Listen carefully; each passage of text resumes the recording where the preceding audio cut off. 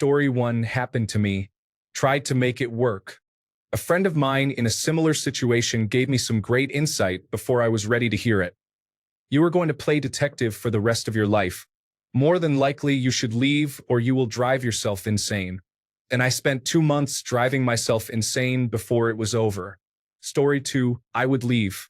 Past me would say, hey, it's okay. People make mistakes. And forgive and forget. But now I've realized it's better to just cut people off that hurt you. Story 3, I'd be a little upset they didn't just break up with me or try to talk to me and fix things before we got to that. I'd block them and move on. My last relationship ended on Valentine's Day. I was very depressed. Then Elden Ring came out. I put around 700 hours into it. Story 4, for a simple answer, I think the best thing to do would be to leave and move on. Once they cross that line, things can never go back to the way they used to be. Surely, some relationships can be salvaged and rebuilt, but sometimes it's best to know when you should walk away for your own good.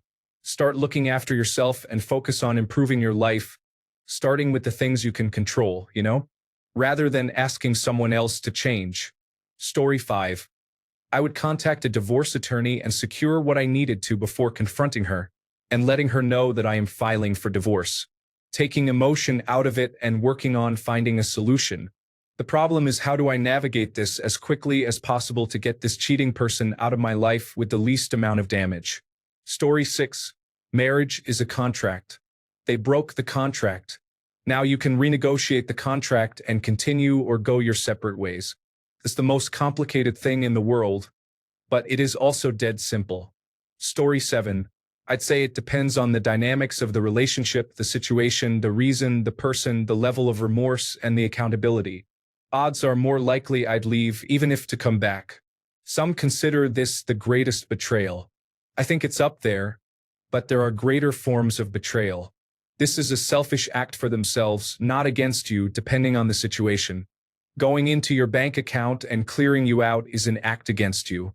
Taking you to court and putting you through the system that may or may not resolve in years is an act against you. And while everyone here is a 100% law-abiding citizen, if someone had committed a crime that did not harm someone else, and your wife reported you, that is an act against you. Calling your job and causing you to get fired is an act against you. People tend to be more willing to forgive all of these other types of things and make cheating the deal breaker. Story 8, you need to have evidence. They are lying to you already, so you need evidence to prevent the gaslighting. Then it will be your fault, so having the evidence brings them back to them cheating. Be prepared for friends to ditch you, as it was your fault even if you know the truth. I even got accused of deliberately knowing about a water leak in the house we had 1.5 years after moving out and her having to fix it. Be prepared for unfair treatment and having to just endure it. Oh, I should have said never trust a word that comes out of her mouth. She is not who you think she is. Story 9. It would be over. My wife and I have talked about infidelity. It is the end of the relationship. It is not a mistake. If you really loved your spouse, you would not be cheating. Story 10. I cheated on my partner and I will never forgive myself for breaking his heart in that way. We had struggled with intimacy issues for almost 2 years at the time. He was my best friend in life and truly loved me unconditionally. I asked him what he needed to make our sex life work. But he had just stopped making an effort for himself. He had stopped working out and always found reasons to not feel sexy or attractive and make it work. I told him for months and even years that it hurt me, but I still loved him. I truly tried to give him the world, and all I wanted back was his attraction and longing for me, but nothing I did ever helped. I begged on my knees. I just wanted to know what I could do to make him want to have sex with me. But he told me it wasn't me, he just needed time and that I had to adapt to his needs or break up with him. I rationalized it as I had this basic need to fill, and that I could live with myself getting sex from someone else while he took his time to figure things out. But it didn't work that way. The guy I cheated with contacted him, but my partner forgave me and didn't want to know the details. We actually never kissed, but just got naked with each other, and then I bailed at the last second. We tried for another year, but just couldn't resolve the intimacy issues, and then we broke up. I am still hurting over this. How I let it come to this and how much blame to put on myself. I understand every situation is different, but I can tell you that if you are ever considering it, it's not worth it. The guilt of doing this to your partner is something I will personally never overcome. Story 11. I would take some time to really think it through and probably seek advice from a close friend or a counselor. It is important to handle things calmly and not let emotions dictate immediate actions. Ultimately, a conversation with her to understand the full situation would be necessary before making any decisions about the future. Story 12.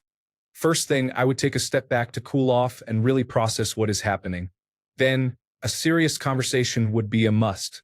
Understanding why it happened is key, whether it leads to working things out or deciding to part ways.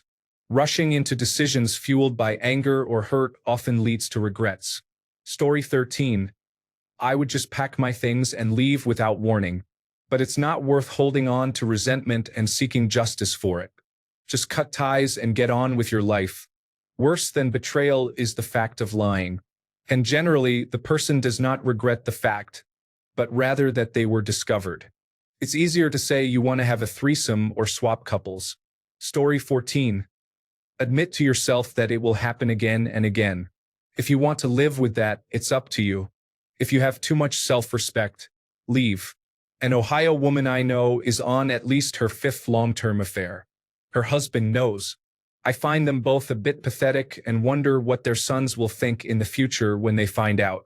Story 15. She is the other guy's wife now. Like the Bible says, if she is cheating or committed adultery, sell her off. Can't do that today, but metaphorically speaking, it's just called alimony or whatever happens during a divorce. Story 16. Ask yourself if you are man enough first, then think of your wife second. Probably the wife didn't think you were man enough first, so she chose the second. Story 17. Marriage is like a cruise ship. It brings you to great adventures and experiences. Remember the Costa Concordia cruise ship sinking? You may have had a great cruise so far, but now the ship is sinking. Some people advocate for second chances while swimming in the dining hall. Even if you had a great marriage and loved your spouse, when your feet are wet, it is time to abandon ship. Story 18. Much of the time it is the end, but not always. There are a lot of circumstances to consider. Was one person checked out for a really long time? Was there emotional abuse? What does divorce look like? Are there children to consider? Finals? How old are these people? Did the other person cheat too? What part did pornography play in this? It can literally alter the brain and fuel sex addictions. And most importantly, is the cheater truly sorry or just sorry they were caught? My parents had their best 25 years of marriage after an affair. My dad showed so much remorse. I know several couples who have survived it. People don't have to let a lapse of judgment take down a lifetime of family and relationship building. Also, people are flawed. You get divorced and remarry a person with different problems. Pick your challenge. Story 19. I hope all the women that are reading this finally realize that men don't think twice about leaving for infidelity, and that's exactly how it should be for women. You don't even see anyone thinking of staying for the children. Hopefully, my generation finally starts putting our own wants and needs over a man's and over our families. Cheating should always lead to breaking up regardless of gender. I am so sick of reading about women making excuses about how they're sure their husband loves them, and he just made a mistake. It's not a mistake to cheat. Just leave. Story 20. It's simply not a believable scenario to me. We have been together for over 20 years and best friends for even longer. If she really wanted to get involved with someone else, I imagine she would tell me for safety reasons and potentially to get a ride. At this stage in our relationship, I would not even be upset if she decided that was what she wanted. If I found her cheating with the dishonesty that involves, I would consider brain tumors, blackmail, or a prank before I would actually believe she would commit infidelity. Story 21. If you catch her in the act, call the police and say she is being raped. Then she has to admit she is cheating, and it will be recorded, which helps you in court or file a false charge against her lover. A man I used to work with did this and got the house, the kids, and she had to pay him child support. Story 22. Make sure I have evidence and proof of the infidelity. Contact an attorney. Cut her off from bank accounts. Make her leave. I own multiple businesses and she isn't tied to any financials or ownership, but I'd be sure my management teams knew she isn't allowed to access any money. Allow the process to play out. Cheating is a choice and one I will never understand or condone under any circumstance. Story 23. Well, first, my entire world would come crashing down. I'd downward spiral and have a serious debate about ending my life since she and my kids are the only reason I'm still here. We have a standing agreement that if we were to end due to infidelity, we have the right to go full scorched earth on the other. Full custody, the house, the cars, the kids. Take it all. My scorched earth would be me ending my life, though. Have fun dealing with the knowledge that you pushed your children's father over the edge.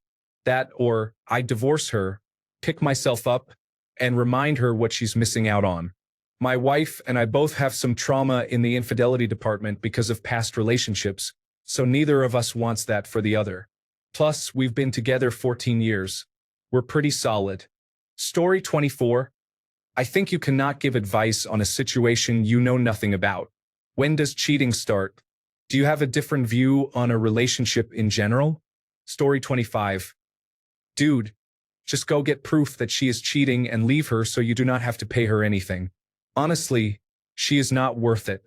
Do not be consumed by your love for her because she clearly does not love you at all. Story 26. I wouldn't let her know how angry it made me and probably wouldn't confront her about it. I would then slowly destroy her life over the next few years, enjoying every bit of it. Story 27. Say you are not attracted to her anymore. When you look at her naked, the last thing you think about is being intimate with her.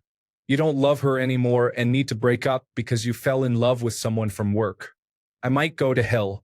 Story 28. Life is too short to be with people who treat you with that little respect. I just pack everything I had and leave. You have the power that way. Start a new life somewhere else. Story 29. I would leave. In the past, I stayed and I regretted it every time. It's not worth destroying your inner peace. Also, if someone cheats on you, also known as treating you poorly, and they see that you accept it, the boundaries to disrespect you in other ways also shift. They lose respect for you. So instead of living in a relationship where you would constantly ask yourself if the other person betrays you behind your back with whoever, it's better to leave. Once trust is broken, you can't ever completely repair it. Story 30. Lawyer up and try to make the most devastating divorce possible. I would want revenge. If I had evidence like photos or videos, I would provide them to her grandmother. Story 31. This answer changes when you have kids. With 3 kids under 5, my first question might be, when did you have time to cheat? But seriously, I would try therapy, an open relationship, or really anything in my power to keep our house in order. However, if the house wasn't in order, I think I'd try to gracefully orchestrate a split. Story 32. Leave. Move. The moment she let someone touch her, it was long over before that. That's why she did that. The opposite of love isn't hate. It's apathy. That's what she would get from me. Story 33. Honestly, it would be disappointing and I'd leave. Not because I'm upset with her, I would be, but because it would mean that our relationship has gotten so bad she is looking somewhere else for happiness I can't give to her. Allowing her to do her thing and try to find the happiness she needs would be the best thing for her. Story 34. Act normal. Gather all evidence that I can. Consult a lawyer and file a divorce suit against her, including charges of adultery, and ask for damages, including alimony if possible. Story 35. Probably try to recover it. Known enough couples in my life who recovered from it and went on to have good marriages. It's not the end of a relationship by default. Humans are humans and we all make bad decisions. Story 36. I tried to fix things and to get her to stop cheating. I continued to catch her talking to this person for the next 3 months while we tried therapy and everything. The last straw was when she told me he was such a beautiful human being and she'd have picked him to marry first and have kids with. That was it. I made the decision and left. You can't do anything other than walk away with your dignity intact. Don't beg. Don't ask. Neither achieves anything. If they had respect for you, they wouldn't have done it in the first place. Have some dignity and respect for yourself. Leave. Story 37. I would do my best to remain calm and make all the arrangements I need to separate my life from this person. I would not even say anything and leave. Silence is golden. Story 38. Experienced divorce lawyer and transfer assets beyond her and her future lawyer's reach, following the basic principle of it's not illegal if you don't get caught. Then offer a generous settlement provided children can see their dad. No trying to make it work. No drama. Story 39. Wonder when I got so absolutely intoxicated that I forgot I somehow traveled to Las Vegas, married another woman, and came home like nothing happened. Story 40. When I feel betrayed, I become difficult. I'll quickly improve myself to become irresistible, like enhancing my appearance, spending money only on myself, and doing things solely for my benefit. As soon as the person tries to move closer to me, I just disappear without further contact. Another scenario, invite your friends over every day. If they are unable to make it, get some guys around and have a blast every day, ignoring her. Don't share bills, food, conversation, or anything with her. If you have kids, spend all your time with them and pretend she's not around. Hopefully, she will get the message and just leave. If she does want to have intimacy with you, insist on using protection, and afterward, say that it was disappointing. Tell her family and friends, and if you know the person she cheated with, inform them as well. Embrace being difficult. Own it. If you act passively, you will be taken advantage of for the rest of your life.